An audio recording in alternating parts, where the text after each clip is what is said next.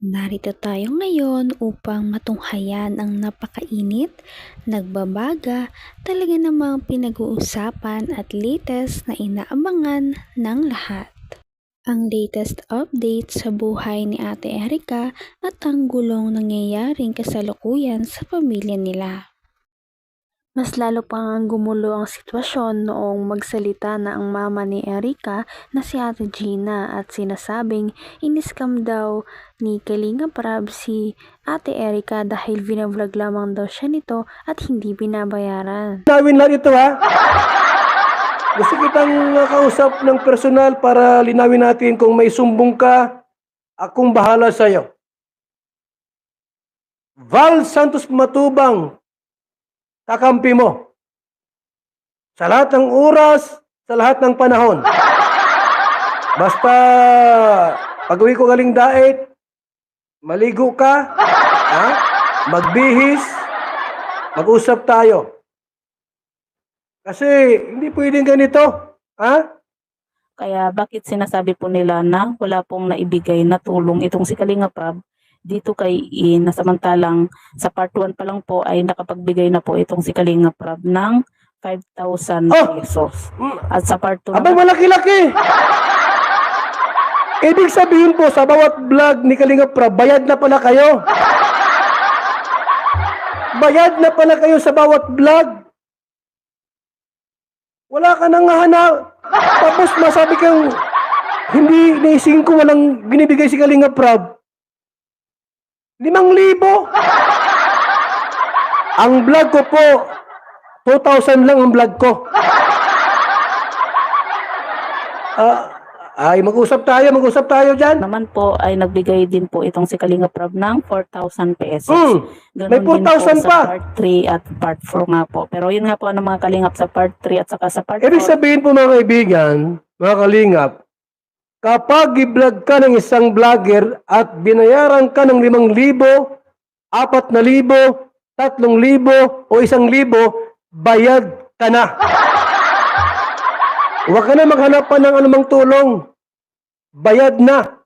Or ay hindi po natin alam kung magkano po yung naiabot nga po nitong si Kalinga Prab dito kay E. Kasi nga po hindi po nabanggit ni Kalinga Prab kung magkano po yung naibigay niya na pera. Pero makikita po natin sa video mga kalingap na nag-abot po ng tulong itong si Kalinga Prab dito kay E. Kaya bakit ngayon nag-iingay itong nanay ni E ngayon at sinasabi nga po sa interview nga po sa kanya ni Sir Salcedo na wala pong natatanggap ni piso dito kay Kalinga Prab. Ito po mga kalingap, mga kaibigan, lilinawin natin ito.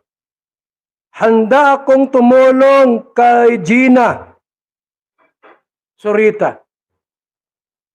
Parang lumalabas na sinungaling pala si Ate Gina at ang kanyang anak na si Erika dahil binabayaran naman pala talaga siya ni Kalinga Prab dahil kita naman ito sa bawat vlog na binabayaran siya ng 5,000 o iba pa dahil meron naman talaga siyang natatanggap kaya naman marami na ang nagbabash sa kanya ngayon. Sa akin po.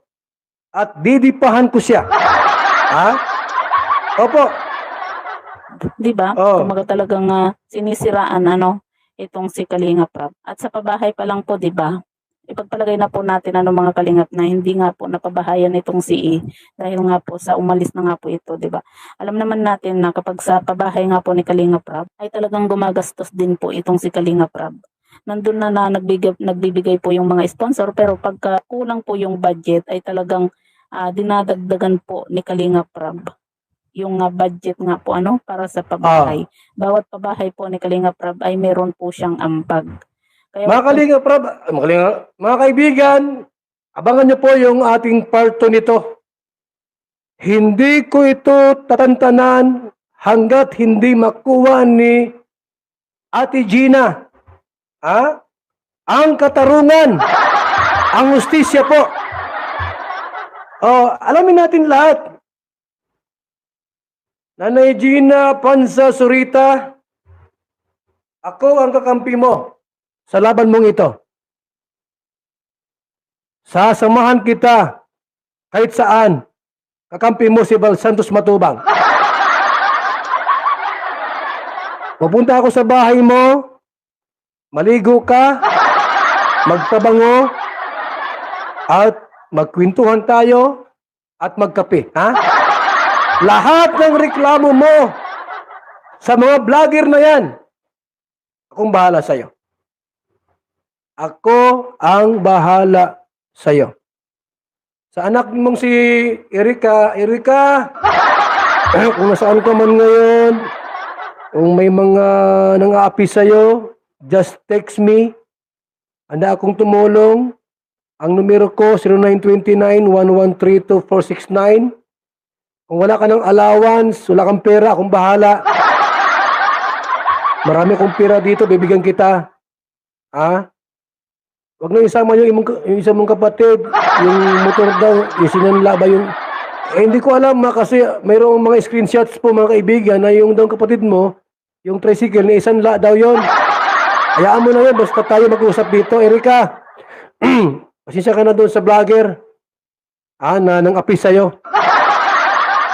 I-text mo ako, tawagan mo ako sa numero ko, 0929-1132469. Handa. Grabe, at parang hindi pa talaga sapat ang gulo ng kanilang pamilya dahil dumagdag pa sila ng ilang tao na guguluhin din dahil nananahimik lamang si Kalingap Rab na tumutulong sa ibang tao at napasama pa siya dahil dito dahil sinasabihan pa siya na hindi daw nagbabayad ng tama sa kanyang mga vlog. Sasamahan kita kahit saan. Kakampi mo si Val Santos Matubang. Pupunta ako sa bahay mo, maligo ka, magpabango, at magkwentuhan tayo, at magkape. Ha? Lahat ng reklamo mo sa mga vlogger na yan, akong bahala sa'yo. Ako ang bahala sa'yo. Sa anak mong si Erika, kung nasaan ka man ngayon, kung may mga nang-aapi sa'yo, just text me. Handa akong tumulong. Ang numero ko, 0929-1132469. Kung wala ka ng allowance, wala kang pera, akong bahala. Marami kong pera dito, bibigyan kita. Ha? Huwag na isama yung isa mong kapatid, yung motor daw, yung sinanla ba yung... hindi ko alam kasi mayroong mga screenshots po mga kaibigan na yung daw kapatid mo, yung tricycle na isanla daw yon. Hayaan mo na yun, basta tayo mag-usap dito. Erika, pasensya ka na doon sa vlogger. Na nang-api sa'yo. I-text mo ako, tawagan mo ako sa numero ko, 0929-1132469. Handa kitang samahan sa laban mong ito. Tutulungan kita, anak. Yung nanay mo, kung bahala dyan. At anumang laban mayroon siyang ilalaban, handa akong kampihan. Nasa likod mo lang ako. Don't forget my name, Val Santos Matubang. Handang lumaban sa mga taong inaapi. Katulad ninyo. Punta ako dyan sa bahay ninyo.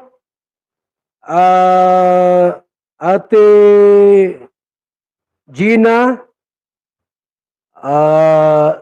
nasaan ka man ngayon? Gina Panza Sorita. Pupunta ako sa iyo, ha?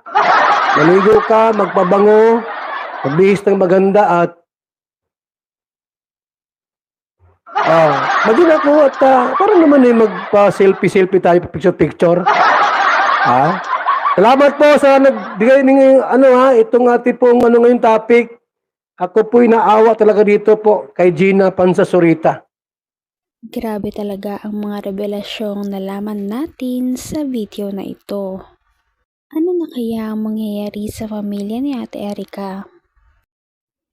At hanggang dito na lamang muna magtatapos ang ating napakainit, nagbabaga at pinaka-inaabangan na latest issue ni Ate Erika.